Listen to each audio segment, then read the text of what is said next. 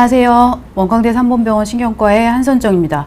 하지 불안 증후군이라고 많이들 들어보셨을 거예요. 이전에는 이제 병으로 생각하지도 않고 잘 모르셨겠지만 요새는 이제 뭐 방송이라던가 유튜브에서 많이 이제 홍보가 되고 알려져서 환자분들도 굉장히 잘 아시더라고요. 그래도 다시 한번 말씀을 드리면 하지 불안 증후군이라는 것은 다리에 불편감이 있는 거예요. 일단 다리에 불편감, 이 다리의 불편감으로 인해서 움직이고 싶은 충동을 느껴요. 그래서 환자분들이 가만히 있기가 어려운 거죠. 그래서 가만히 있으면 악화되고 움직이면 호전되는 이런 다리 불편감이 있고, 이것이 밤에 악화되는 이런 특징을 가지고 있습니다. 낮에보다 밤에 더 힘들어하는 이런 특징이에요. 그래서 다리 불편감이라는 것은 환자분들마다 굉장히 다양하게 기술들을 하시고 계세요. 환자분들이 뭐 진짜로 말로 표현할 수가 없다 이렇게 표현을 하시는 분들도 있고요. 아니면 뭐 다리가 뭐 벌레가 기어가는 것 같다, 저리다, 니글니글하다, 뭐 어떻게 여러 가지로 그리고 시리다, 뭐 뜨겁다, 차갑다, 여러 가지로 표현을 하세요. 그래서 매우 다양한 불편감을 호소하지만 어쨌든 이것으로 인해서 움직이고 싶은 충동을 느끼는 그런 것을 하지 불안 증후군이라고 합니다. 그래서 이게 밤에 악화되고 가만히 있기가 어렵기 때문에 수면에 굉장히 방해를 받아요. 그래서 이것 때문에 자기가 어렵다 이런 표현을 하셔서 결국은 이제 불면증의 흔한 가장 중요한 불면증의 원인이 되는 주요한 질환 중에 하나죠. 그래서 보시면 먼저 소개해드리고 싶은 이런 그림을 제가 찾아서 오늘 보여드리게 됐어요. 그림 굉장히 잘 그렸죠. 왼쪽 그림은 이제 그 하지 불안 증후군을 앓고 있는 10살 소녀가 그린 그림이에요. 보면 이제 누워있으면 이렇게 나의 그 상체는 되게 평온한데 다리는 많이 불편하다. 그리고 이렇게 뛰고 싶다 이런 걸 그린 거죠. 그래서 다리를 불편감 이걸 표현한 그림이고, 오른쪽 그림은 보시면 이거는 17살 청소년이 그린 건데, 보시면 이렇게 누워 있으면서 여기 이렇게 그림을 그렸죠. 다리를 표현을 한 것인데 이렇게 뼈를 이렇게 그 망치로 두들기는 그런 그림을 그렸어요. 이렇게 괴롭다.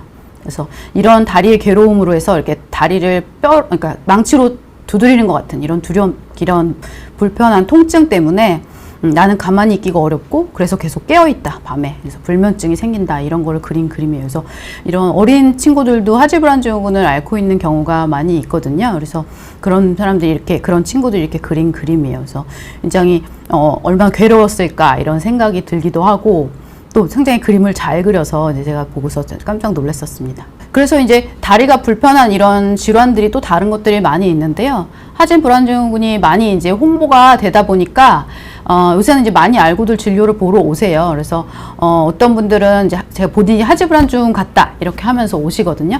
그랬을 때 이제 하지 불안 증후군이 아닌 경우도 있죠. 그래서 감별해야 될 몇 가지 질환들이 있거든요. 그래서 다리가 불편한 이런 비슷한 질환들, 감별할 질환들에 대해서 제가 몇 가지 설명을 드리려고 합니다. 그래서 첫 번째는 이제 근경련이에요. 그 영어로 크램프라고 하는데 근육 경련, 쥐가 나는 걸 말하는데요.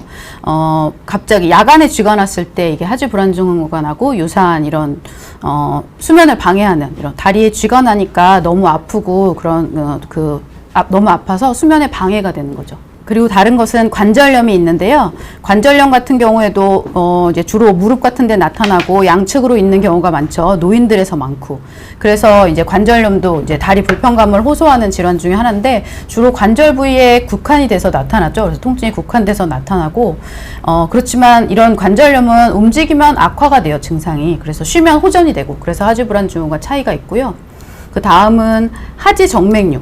하지 불안 증후군하고 이름도 굉장히 비슷하죠. 그래서 하지 정맥류하고 많이 혼돈하시는 경우가 많이 있더라고요. 그래서 제가 환자분은 하지 불안 증후군입니다 이렇게 말씀을 드려도 다음번에 와서 하지 정맥류라고요 이렇게 하시는 경우도 있거든요. 근데 하지 정맥류도 많이 들어보셨을 텐데, 하지 정맥류 같은 경우에는 이제 다리에 그 지렁이 같은 그런 혈관이 나와 있어요. 그래서 이제 그런 증상을 보고 하지 정맥류라고 하는데, 이제 그런 미용적인 측면만 있느냐, 이제 그런 거는 아니고, 이런 분들이 이제 다리가 무겁다거나 이제 붓는다거나 이런 증상을 느끼게 되세요. 근데 이런 분들도 아침에는 좀 다리가 가볍고 괜찮은데 저녁에 이제 다리가 무겁고 불편한 것이 이제 심해지기 때문에 하지 불안 증후군과 조금 비슷할 수 있지만, 이런 분들도 주로 걸으면 증상이 심해집니다. 그래서 쉬면은 좋아지고요. 특히 누워서 쉬거나 다리를 올리고 있으면 증상이 호전이 되기 때문에 하지 불안 증후군하고는 차이가 있고요. 그 다음은 이제 혈관성 파행이라는 건데, 이제 주로 말초 동맥 질환 같은 데서 있는 건데 이제 그 걸으면 악화되고 이것도 쉬면 호전이 되거든요. 그래서 이것도 좀 차이가 있고 신경근병증 이건 이제 허리 디스크라고 많이 하시죠. 그래서 많이 노인들한테 이제 그 허리 검사를 해보면 퇴행성 질환으로 디스크가 많이 있는 경우가 있어서 이런 시술을 받고 그래도 다리 저림이 계속 지속돼서 이제 저희 하지불안증후군 을 보는 이런 클리닉에 방문하게 되시는 경우가 많이 있어요. 그래서 이런 디스크 환자의 경우는 보통 거기에 해당되는 그 신경의 그 감각 이상이라던가 통증 그리고 뭐 그러니까 방사통 같은 거 그리고 거기 그러면서 주로 한쪽 다리에 국한돼서 나타날 때가 더 많습니다. 그래서 이런 경우도 그 걷거나 이제 활동을 하면 증상이 심해지고 쉬면 좀 호전되기 때문에 이것도 하지불안증후군하고는 차이가 있고요. 말초신경병증 같은 경우에는 이제 하지불안증후군하고 많이 비슷한데요. 말초신경병증은 몇 가지 원인이 있어요. 가장 흔한 거는 이제 당뇨병도 있고 그 다음에는 이제 술을 많이 드시는 분, 술로 인한 원인도 있거든요. 그래서 말초신경병증은 이제 신경이 긴 쪽부터 오기 때문에 발끝에서부터 와요. 그래서 무릎까지 오고 그 다음에 더 심해지면 손끝 이렇게 오기 때문에 주로 양 다리, 무릎 아래로 불편감을 느끼니까 하지불안증후군하고 굉장히 그 저림을 느끼는 부위가 굉장히 비슷하죠. 그런데 이제 이런 분들은 이런 저림이나 그런 이상 감각을 보통 하루 종일 느끼게 돼요. 근데 일부 환자에서는 저녁 때 더 심해진다 이렇게 호소를 하기도 하지만 이분들은 하지불안증후군처럼 움직인다고 호전된다거나 걸으면 호전된다던가 이런 거는 없습니다. 그리고 증상은 하루 종일 지속되고요.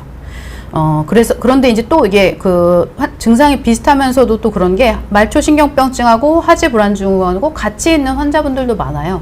그래서 이제 말초신경병증 같은 경우에는 이제 진료를 보시고 의사 선생님이 검사를 하셔서 뭐 신경전도 검사 같은 거를 하시면 이제 그걸 진단을 할 수가 있거든요. 그래서 그걸 통해서 말초신경병증인지 하지불안증후군인지 그리고 그 두 개가 같이 있는 건지 정확히 진단을 하셔서 여기에 대한 치료를 하실 수가 있습니다. 대부분 그래서 하지불안증후군하고 감별 포인트는 이제 이런 다른 질환들을 움직이고 싶은 충동이 없고 뭐 밤에 악화되는 이런 그런 패턴도 없고 그리고 보통 이렇게 근육 신경계통의 이런 질환들은 대부분 움직이면 악화가 됩니다. 쉬면 호전이 되고요. 근데 하지불안증후군은 그게 완전히 다르죠. 그래서 그런 차이점들이 있습니다. 그래서 좀 특별히 준비를 해봤는데요. 사실은 이제 김 선생님 말한 것처럼 저희 진료실에 오는 분들 중에 다리가 쥐가 나서 밤에 잠을 못 잔다 이렇게 오시는 분들이 굉장히 많으시더라고요. 사실 이제 이런 다리 근육 경련 같은 경우에 이제 그 쥐 나는 거는 특정 근육에서 나타나니까 한쪽 다리에 굉장히 심한 통증으로 인해서 오니까 하지불안증후군하고는 뭐 그렇게 혼돈이 많이 되지는 않을 수도 있긴 한데 이제 이런 환자분들이 워낙 많다 보니까 좀 설명을 좀 더 드리려고요. 그래서 쥐가 나는 거 많이 보셨잖아요. 뭐 마라톤 선수들이 막 쥐가 나기도 하고 축구 선수들 막 쥐가 나기도 하고 갑작스럽게 맞죠. 그죠. 그래서 위험하기도 하고 그렇죠. 그래서 갑자기 이제 뭐 안 하던 운동 또 하면은 뭐 쥐가 나서 이렇게 고생을 하게 되는데 이런 쥐 나는 것이 이제 야간에 주로 나타나는 것이 이제 이게 문제인 거죠. 그래서 이제 잠에 방해를 받는 건데 그리고 자다가 약간 기지개를 피면은 난다 이렇게 말씀하시는 분들도 있어요. 네. 그런 분들이 상당히 많을 것 같아요. 아무래도 그런 이제 그런 스트레칭 같은 거 하다가 그게 갑자기 이제 근육이 갑자기 불수의적으로 그러니까 불수의적으로 강한 수축이 오면서 아픈 거죠, 굉장히. 그래서 고통스러워하시고 뭐 증상은 짧겠죠, 선생님이. 그냥 이렇게 스트레칭을 바로 하면은 뭐 수분을 넘지는 않을 텐데 아마 그게 해결이 돼도 뭐 몇 시간 동안 통증이 좀 남아 있어서 힘들어 하시는 경우들이 많이 있는 것 같아요. 어떤 분들은 꼭 일어나서 약간은 걸어서 약간 다리를 움직여줘야지 그게 풀린다. 막 주무르고 하는데도 안 좋아져서 그런 걸 좀 힘들어하는 경우가 꽤 있는 것 같더라고요. 네네네. 그래서 그런 것들도 있고. 왜 생기는 거죠? 쥐 나는 거? 그죠. 왜 생길까요? 사실은 이제 왜 생기냐고 여러 가지 원인이 많이 있습니다. 뭐 당뇨병, 그리고 그 전해질 장애, 뭐 이런 것들도 원인이 되고 여러 가지 원인이 있고 그리고 격렬한 운동 그리고 오랫동안 서 있었을 때 그리고 탈수로 인해서 또 전해질 이상이 왔을 때 이런 것들이 다 원인이 될 수 있는데 사실 가장 흔한 거는 특발성이라고 해요. 선생님. 특발성은 원인을 모르는 거죠. 그렇죠. 맞아요. 그게 제일 흔한 것 같아요. 그죠. 그러면서도 그게 대부분 이제 노인에서 많이 오기 때문에 아마 노화의 현상일 거라고 이제 생각이 되죠. 그래서 60세 이상에서는 30%의 환자가 한두 달에 한 번은 발생한다고 하고 한 80세 이상에서는 거의 50% 이렇게 한다고 하니까 네. 이것 때문에 불편을 많이 네. 느끼시는 것 같아요. 실제로 뭐 마그네슘이 떨어졌거나 칼슘이 떨어졌거나 이런 경우는 실은 저는 거의 못 본 것 같아요. 네, 물론 이제 예. 대부분 마그네슘 뭐 이런 거 먹고 오시긴 하시는데 실제로 그런 거보다는 그냥 이유 없이 생기는 경우가 제일 많고 아주 심한 사람들은 아주 드물긴 하지만 제가 봤던 환자분은 다리가 뭉쳐갖고 그게 막 낮에도 수시로 계속 생기는 분들이 있었거든요. 그래갖고 너무 아파하고 근데 진짜 봤을 때도 계속 이게 몇 분 간격으로 계속 겹치고 반복하고 생기고 또한 한 번 수축하면 뭐 10분 이상 막 가고 그래서 굉장히 아파하시는 분들이 있었는데 그런데 제가 찾아보니까 뭐 디스크가 심해도 생기는 경우가 있더라고요. 디스크죠. 특정한 부위에만 생기면 지금 그렇죠. 말씀하신 디스크라던가 그런 것도 좀 생각을 해보긴 해야 돼요. 그런 걸 또 생각을 해봐야 될 것 같습니다. 그렇지만 그러니까 구조적인 질환이 있을 때도 생길 수 있다고 이제 그런 걸 이해하시면 될 것 같고요.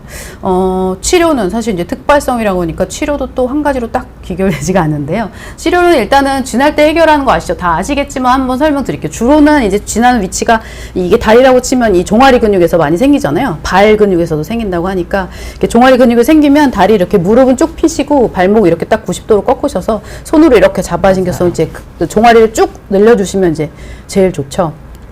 그리고 발바닥 벽에 딱 이렇게 붙여가지고 이제 그런 스트레칭을 시키기도 하고 이제 이렇게 하면 조금 그 당시는 이제 조금 해결이 될 수는 있는데 그러면은 예방을 하는 게 사실 좋겠죠. 안 생기면 좋으니까 병원에 오시는 건데 예방할 수 있는 방법은 이제 그 스트레칭 하는 방법이 있습니다. 이 비약물 치료는. 그래서 이 다리 근육을 잠자기 전에 이 스트레칭 그 종아리 근육을 좀 늘려주는 그런 스트레칭을 하고 주무시면 좀 그 잠자기 전으로 하시면 좋을 것 같고요.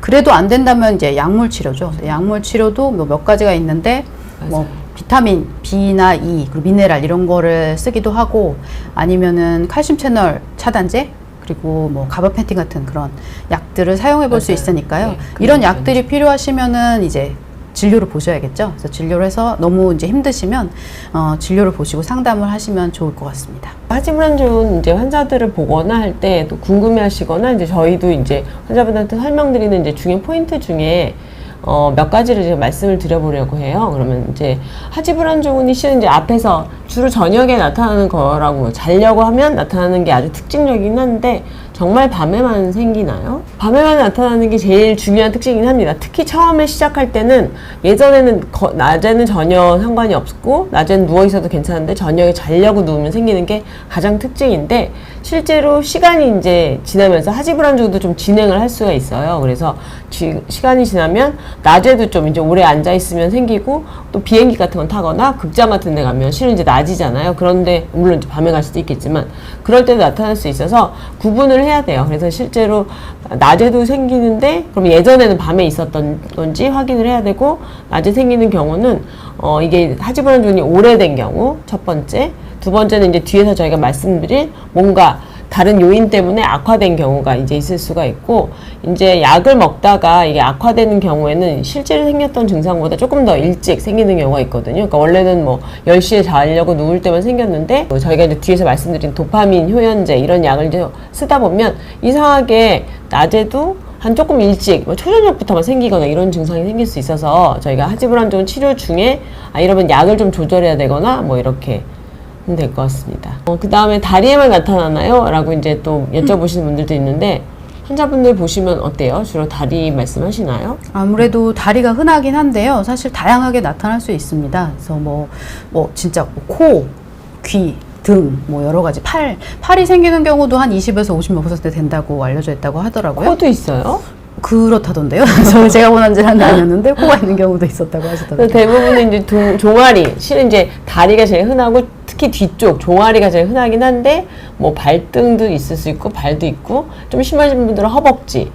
주로 이제 하반신을 많이 얘기하지만 지금 말씀하신 분은 팔도 그렇고 역시 이것도 하지불안종이 오래되신 분들이 팔까지 그런 경우도 있고 또 아까 말씀드린 도파민 효연제를 오래 먹다가 어떤 경우는 8까지 올라가는 이제 저희가 오그멘테이션이라고 네. 이제 얘기하는데 그런 것도 있을 수 있어서 좀 구분을 하기는 이제 해야 되겠죠. 네. 그리고 이제 드물게는 배가 약간 그렇다는 분들도 있고 약간 이제 그 아래쪽 성기 쪽이 약간 이상한 느낌이 든다, 소변 보는 느낌이 이상하다, 약간 그런 것도 있어서 저희가 구분을 좀 해야 될 것 같습니다. 네, 다음으로 볼까요? 네. 근데 그러면 이제 하지불안증후군을 지금 이제 많이 아셔서 이제 아예 환자분들이 오실 때, 아, 저 하지불안증후군 있습니다, 이렇게 말씀하고 오시는 분들 먼저 많아서, 네. 아, 그래요? 그러면 이제 어떤 증상인가요? 하면은 확인해 보시면 이렇게 말하면 다 되게 잘 맞더라고요.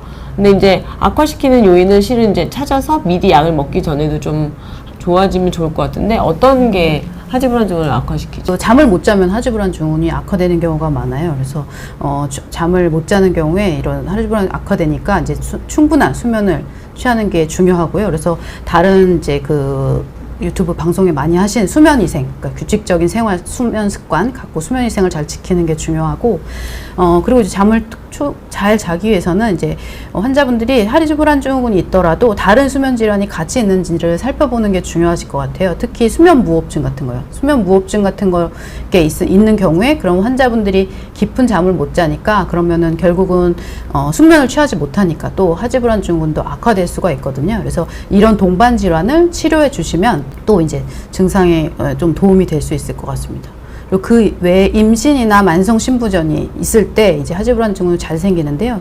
임신 같은 경우에도 2~3배 정도 더 맞아요. 많다고 네. 하고, 만성 신부전 특히 이런 분들이 많이 힘들어 하시죠. 2배에서 5배 정도 생긴다고 하는데, 특히 이제 투석하는 분들이 가만히 누워서 하루에 4시간 정도 투석을 받으시잖아요. 근데 그때 가만히 있으려니까 이 다리 불편감 때문에 굉장히 힘들어하는 경우가 많더라고요. 그래서 네, 이분들도 네, 그렇습니다. 치료가 필요한 경우가 많고, 그 외에 철분 결핍 그런 게 있고요.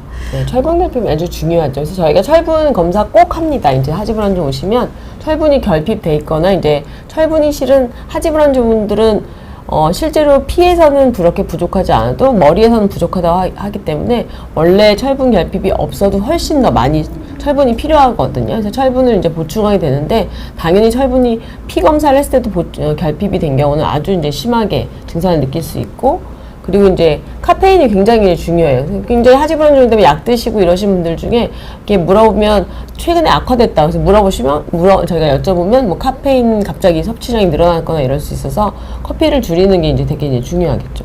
그다음에 약도 영향이 있죠. 약 같은 경우에는 이제 항우울제 같은 것이 대부분 이제 하지불안 증후를 악화시킬 수 있고요.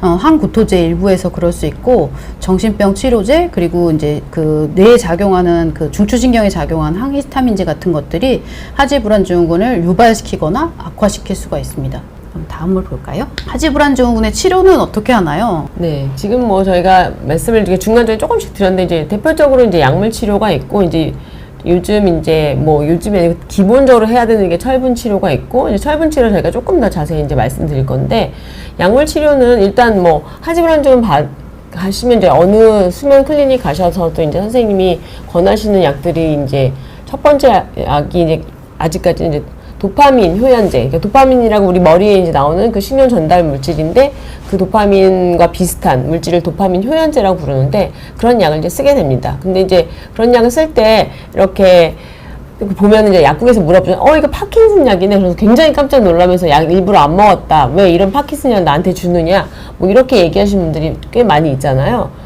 근데 그 약을 먹으면 안 되나요, 선생님? 저 파킨슨 약이라고 해서 깜짝 놀라, 제가 파킨슨이니까요. 이렇게 깜짝 놀라는 분들이 많죠. 그래서 하지불안증과 파킨슨 이제 구별을 하고 가야겠네요, 여기서.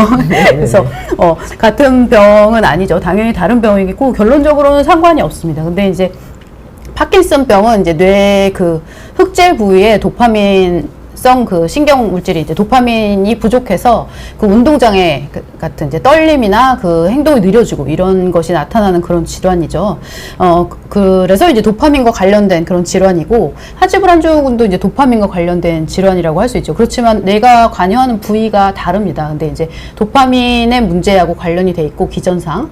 그리고 치료제도 도파민 작용제를 쓰잖아요. 같은 약을 씁니다. 그렇지만 두 병에 이제 상관관계는 없고, 뭐 하지불안증후군이 파킨슨병이 된다 이런 증거는 없습니다. 그렇지만은 좀 파킨슨 환자에서도 하지브란 증후군이 이제 일반인보다는 흔하죠.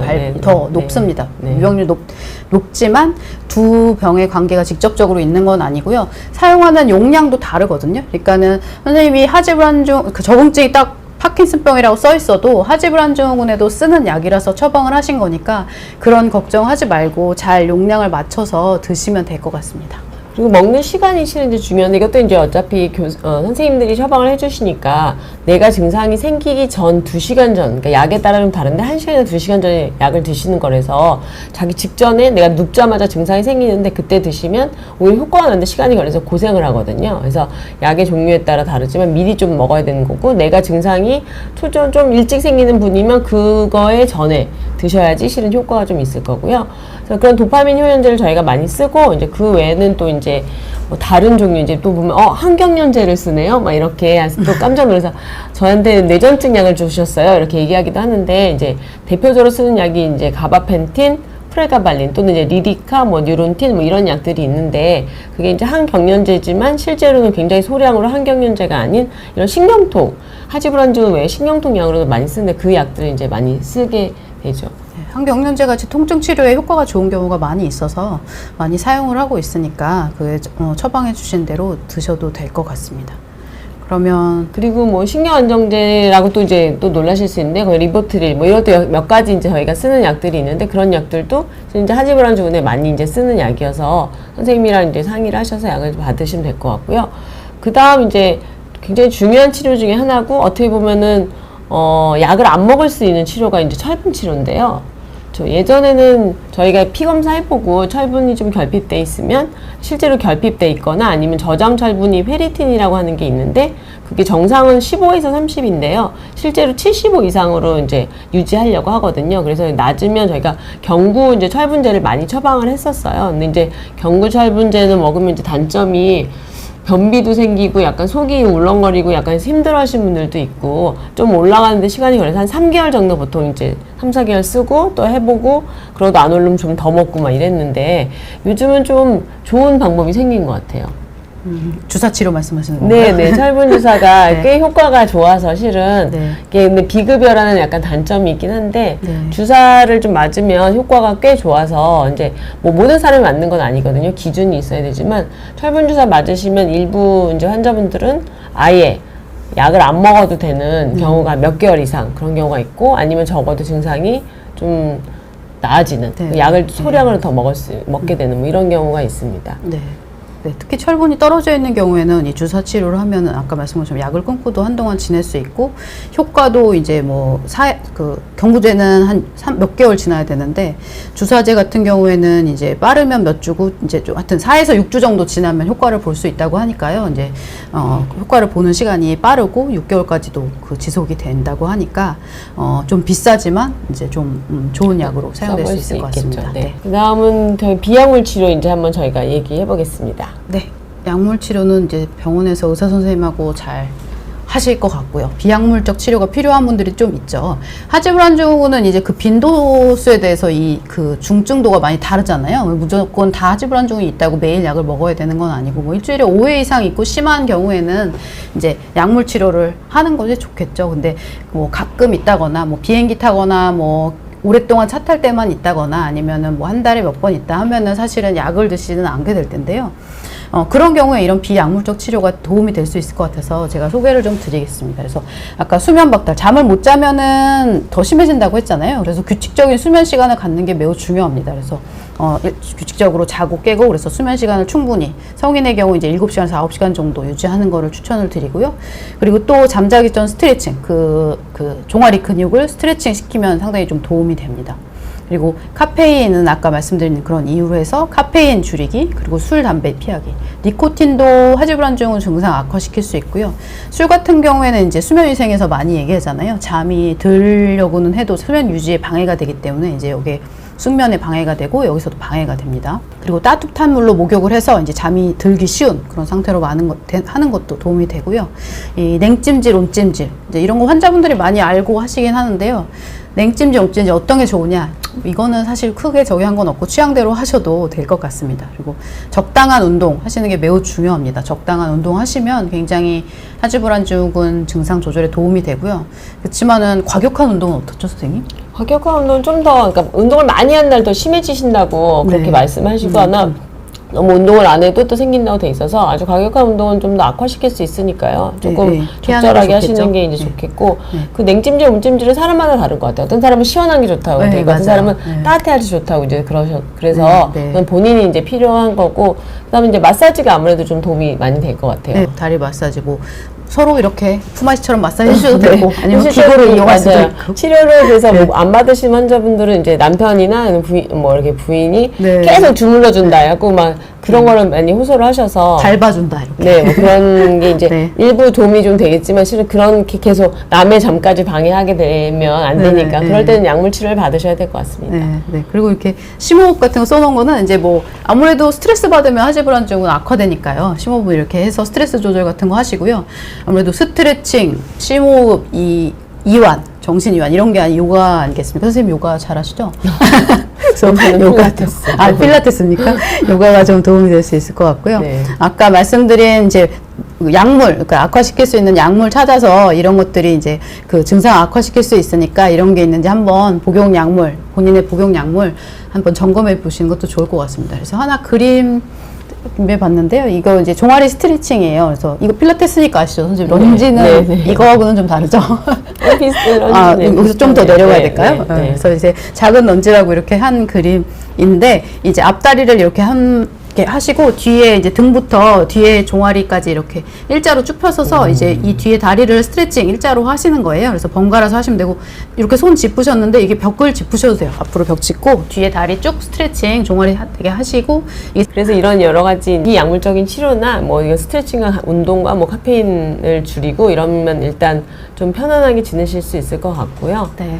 네, 그렇습니다. 네. 그렇다면 네, 오늘 어떻게 마무리하고 마무리하고 김 선생님 너무 바쁘셔갖고 네, 급하게 오셨는데 늦게 와서 죄송합니다. 또 오늘 꿀잠 주무시기 바랍니다. 감사합니다. 네, 감사합니다.